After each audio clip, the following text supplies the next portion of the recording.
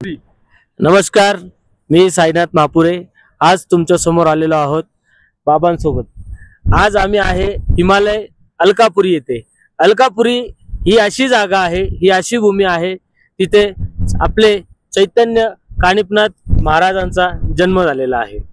तर त्याच भूमीवरती आम्ही बसून बाबांसोबत काही प्रश्नावली, काही प्रश्नांचे उत्तर आणि काही गूढ रहस्य जाणून घेत आहोत।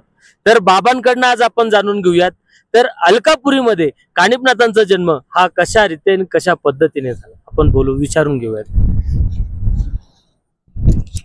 श्री द्राणबीज अगदी म्हणजे अगदी वेगळाच प्रश्न केलेला आहे।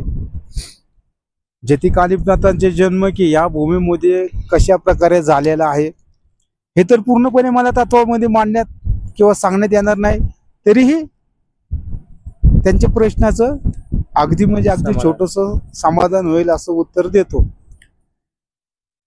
ब्रह्मदेवाचं वीर्य पडल्यानंतर हत्तीच्या कानामध्ये तेच ठिकाण आहे, त्याला लक्ष्मीवन असं म्हटलं गेलेलं आहे।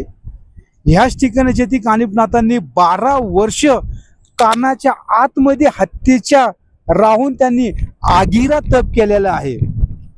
आणि आगिरा तप पूर्ण झाल्यानंतर जेथे जालिंदरात आणि शिवजी म्हणजेच महादेव यांच्या सान्निध्यामध्ये आणि जालिंदरनाथ यांच्या सान्निध्यामध्ये त्यांना हत्तीच्या कानातनं आगिरात पूर्ण झाल्यानंतर त्यांना काढण्यात आलेलं आहे। हेच ते ठिकाण आहे, श्री द्राणबीज। मैं अशोक एकनाथ पंथी। धन्यवाद।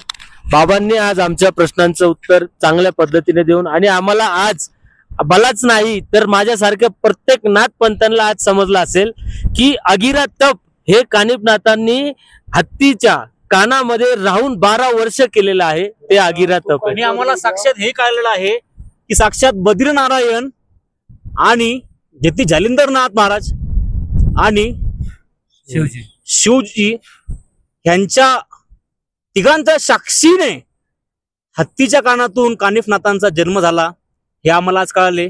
खूप छान माहिती दिली, धन्यवाद।